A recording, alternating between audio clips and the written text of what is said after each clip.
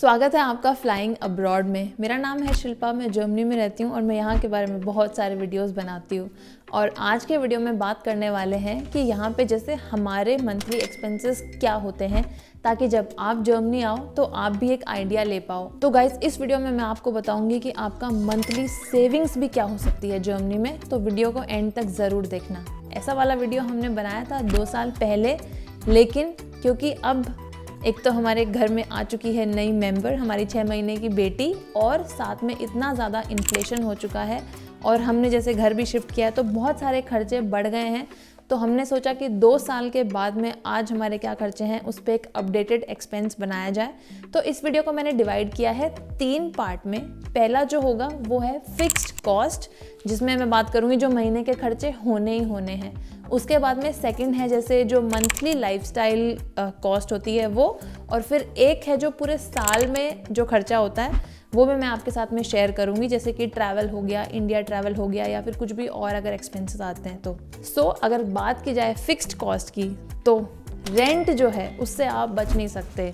वो तो ऐसी चीज़ है जिसमें आपकी सैलरी का सबसे ज़्यादा मेजर चंक जाता ही है। तो अगर बात की जाए कि जर्मनी में रेंट किस तरह से होता है, तो यूजुअली जैसे हम इंडिया में भी देते हैं, एक मेंटेनेंस कॉस्ट देते हैं और एक लैंडलॉर्ड को अमाउंट देते हैं। सो वैसे ही जर्मनी में यहाँ पे रेंट होता है, एक होता है वार्म मिटे, एक होता है काल्ट मिटे, मतलब warm rent and cold rent.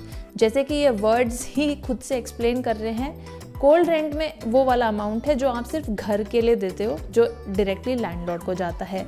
फिर जो वार्म मिटे है, मतलब वार्म रेंट है, उसमें बेसिकली जो वार्मनेस आप घर में यूज़ करते हो उसकी कॉस्ट जो आप देते हो, जैसे कि हीटिंग जो आप यूज़ कर रहे हो, गर्म पानी जो आ रहा है वो, और साथ में जैसे ना नेबिन कॉस्टन होती है यहाँ पे मेंटेनेंस कॉस्ट, जिसमें अगेन आपका आ जाता है जो बिल्डिंग मेंटेन होने की कॉस्ट है। यहाँ पे जो हाउस मास्टर है जो पूरा बिल्डिंग का ध्यान रखता है, फिर जैसे घर के सामने से कचरा उठता है, स्नो अगर गिरती है उसकी सफाई, एंड मेंटेनेंस कॉस्ट जो भी होती है वो। तो नेबिन कॉस्टन और लाइक सब कुछ मिला के जो हमारा वार्म रेंट है वो है 1200 यूरोज़। बाकी जो गैस प्राइसेस हैं वो बहुत ज़्यादा अब बढ़ चुकी हैं, लेकिन जैसे नेबिन कॉस्टन जो होती है वो कॉन्ट्रैक्ट जब साइन होता है तो उस टाइम पे एक लमसम अमाउंट लैंडलॉर्ड आपसे लेते हैं, और मुझे लगता है कि जब साल के एंड में इस साल का कैलकुलेशन होगा तो हमको ऑन टॉप कुछ ना कुछ अमाउंट देनी ही पड़ेगी। उसके अलावा फिर जैसे इलेक्ट्रिसिटी है, तो पहले हम जब इलेक्ट्रिसिटी देते थे वो भी हमारे जैसे 80 to 90 यूरो होता था मंथली, लेकिन अभी हमारी इलेक्ट्रिसिटी की जो फिक्स्ड मंथली डिडक्शन होती है वो बढ़ चुकी है, और वो भी अगेन 150 यूरो है। तो एवरेज आउट है कि मतलब पूरे साल का उतना ही रहेगा, बट अगर ऊपर नीचे होता है तो वो आपको जैसे साल के एंड में जब कैलकुलेशन होती है तो फिर वो आप देते हो। जैसे इंडिया में यूजुअली हमारा हर महीने 2 महीने से बिल आता है, यहाँ पे वैसा नहीं होता। यहाँ पे आप जैसे एक फिक्स्ड अमाउंट है वो डिडक्ट करवाते हो हर महीने, एंड देन साल के एंड में कैलकुलेशन होती है, और उसके अकॉर्डिंग फिर आप कम ज़्यादा, जैसे कम होता है तो वापस मिल जाता है, ज़्यादा होता है तो आपको देना पड़ता है। उसके बाद में अगेन इंटरनेट भी हमको चाहिए ही आज के ज़माने में, तो हमने घर पे ले रखा है 1000 Mbps का वाईफाई, अनलिमिटेड इंटरनेट है, और उसका हम देते हैं 40 यूरो। फिर जर्मनी में एक और फिक्स्ड कॉस्ट है, वो होती है रेडियो की कॉस्ट। वो भी आप सुनो या मत सुनो आपको देनी ही पड़ती है। तो रेडियो का मंथली होता है 18 यूरो। उसके बाद में फिर जैसे मोबाइल का अगर हम हमारा बात करें तो हमने जो प्लान ले रखा है उसके अकॉर्डिंग हम देते हैं 15 यूरोज़ ईच। वो अगेन बहुत सब्जेक्टिव है, आप जो प्लान लोगे उसके अकॉर्डिंग आप पे करते हो। एंड देन फिर अगर जैसे नेटफ्लिक्स, प्राइम और इन सब के सब्सक्रिप्शंस की बात करूं तो हमारा उसका है 20 यूरो कॉस्ट, लेकिन उसमें भी जैसे आजकल इतने सारे प्लेटफॉर्म्स आ रखे हैं, तो अगर वो आप सारे लेते हो तो उसका भी फिर वो बहुत सब्जेक्टिव होगा कि आपकी क्या कॉस्ट रहेगी। रेंट के बाद में आता है अनदर मेजर एक्सपेंस जो कि है ट्रांसपोर्टेशन का। तो जैसे अगर आप पब्लिक ट्रांसपोर्ट यूज़ करते हो तो उसका अगेन डिपेंड करता है 50, 70, 90, 150 यूरो, कितना भी हो सकता है, डिपेंड कि आप कितना कम्यूट करते हो।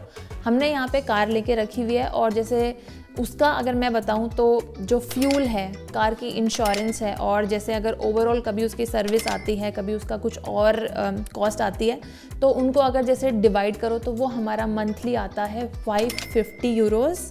और उसके बाद में आता है जैसे ग्रॉसरी का खर्चा। ग्रॉसरी के एक्सपेंस की अगर बात करें तो अगेन बहुत ज़्यादा सब्जेक्टिव है आपके ईटिंग हैबिट्स पे, लेकिन जैसे अगर हम हमारी बात करें तो हमारा ऑन एन एवरेज ग्रॉसरी का मंथली एक्सपेंस रहता है 400। किसी महीने में कम, किसी महीने में ज़्यादा भी होता है। जैसे अगर बल्क कोई ग्रॉसरी आती है जो लंबे टाइम चलती है, या फिर जैसे कभी इंडियन स्टोर से कोई सामान आ जाता है, but on an average 400 euro आप साल का जैसे एवरेज ले सकते हो, ये हमारा है। जर्मनी है तो इंश्योरेंस से तो आप बच नहीं सकते। तो सबसे जैसे यहाँ पे इम्पॉर्टेंट है हेल्थ इंश्योरेंस लेना, लेकिन वो है मैंडेटरी, तो उसका थोड़ा सा अलग हिसाब रहता है। जैसे वो आपके सैलरी के डिडक्शंस का पार्ट होती है, तो दैट अमाउंट तो जैसे आपके इन हैंड में आती नहीं है, तो उसको हम कैलकुलेट नहीं करेंगे। उसके अलावा जैसे ऑन टॉप भी कुछ इंश्योरेंसेज होती हैं जो रिकमेंडेड है जर्मनी में लेना, तो वो हमने भी ले रखी हैं। जैसे हमने लाइबिलिटी इंश्योरेंस ले रखी है, हाउस होल्ड ले रखी है, फिर एक लाइफ इंश्योरेंस ले रखी है, फिर जैसे ग्लास जो घर के होते हैं उन सब के लिए भी एक स्पेशल इंश्योरेंस होती है। तो ऐसे करके जो हमने इंश्योरेंसेज ले रखी हैं उनका हम मंथली पे करते हैं 40 यूरोज़। और अब मैं बात करने वाली हूँ हमारे नए नए एडेड एक्सपेंस की, और वो है हमारे बच्चे का एक्सपेंस। तो सबसे पहले तो मैं ये बता देती हूँ, हमारे ना होश फाख्ता हो चुके हैं ये सुन के कि एक बच्चे के भी यहाँ पे इतने खर्चे हो सकते हैं।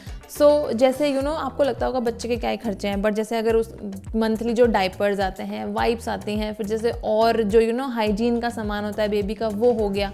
उसके अलावा जैसे ना आए दिन बच्चों के कपड़े छोटे हो रहे हैं, फिर कभी उनका ना स्ट्रॉलर आ रहा है, कभी कार की सीट आ रही है, कभी जैसे फीडिंग के लिए टेबल वगैरह आ रही है, कभी मैट आ रहा है, कभी कुछ, मतलब बहुत सारे सामान लेने पड़ते हैं। बच्चों के कपड़े उनके बार बार छोटे हो रहे हैं, विंटर आ गई तो फिर स्नो सूट चाहिए, ये चाहिए, वो चाहिए, और उन सब की कॉस्ट बहुत ज़्यादा है। फिर बच्चे के लिए आप सोचते हो कि हाँ थोड़ा वैसे ही लें कि हाँ अच्छा रिव्यूज़ वगैरह पढ़ के।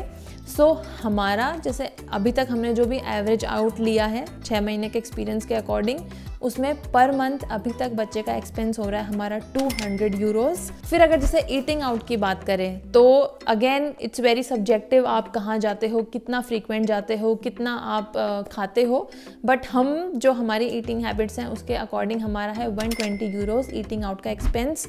और फिर जैसे अगर शॉपिंग देखी जाए, या फिर जो घर का सामान, या फिर जैसे खुद की जो खुद की वांट्स वाली जो शॉपिंग होती है, उसका हमारा ऑन एन एवरेज 150 से लेके 200 यूरोज़ है मंथली। तो अब बात कर लेते हैं जो ईयरली एक्सपेंस मैंने मेंशन किए थे, तो उसमें आ गया शॉपिंग और ट्रैवल। तो अभी जैसे हमारा यूजुअली यूरोप में ही ट्रैवल है और हम कार के थ्रू ही कर रहे हैं, तो उसका जैसे हमारा एक्सपेंस ट्रैवल और शॉपिंग दोनों मिला के जैसे साल का एवरेज आउट होता है समवेयर अराउंड 2400 यूरोज़। और अगर उसको मंथली आप लेके आओगे तो वो 200 यूरो के आसपास आ जाता है, 10-20 यूरो ऊपर नीचे हो सकता है। फिर आता है अनदर एक्सपेंस जो हमारा साल में एक बार होता है, जो कि है हमारा इंडिया का ट्रिप। तो अभी रिसेंटली हमने टिकट्स बुक करी हैं और फ्लाइट्स बहुत ज़्यादा महंगी हो चुकी है, लाइक ऑलमोस्ट डबल हमको पैसे लगे हैं इस बार। लेकिन जैसे पूरा अगर देखें कि फ़्लाइट की टिकट हो गई, फिर जैसे टैक्सी वगैरह बुक करते हो, फिर इंडिया में जाके भी आप थोड़ा बहुत एक्सपेंस करते हो, सो उसका अगर रफली लिया जाए तो उसका हमारा खर्चा है 4200 यूरोज़।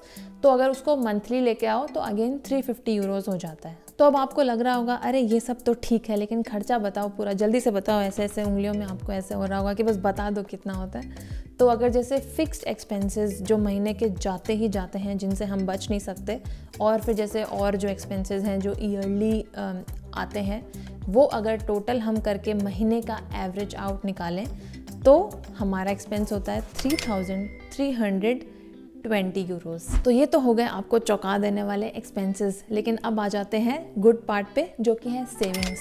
तो यहाँ पे जैसे मैं एग्जांपल लेती हूँ, अगर आप दोनों की सैलरी है 60,000 यूरोज़ साल की ईच, तो आपने जैसे 120 के आपकी हाउस होल्ड इनकम है, उसमें आपको टैक्स क्लास 4 में ईच पर्सन को आएगा 3140 यूरोज़ रफली इन हैंड, जिसमें कि आपकी टोटल इन हैंड अमाउंट जो आपको एक बच्चे के भी मिलेंगे 250 यूरोज़ स्टेट गवर्नमेंट से, वो सारा मिला के हो गई 6500 यूरोज़ के आसपास।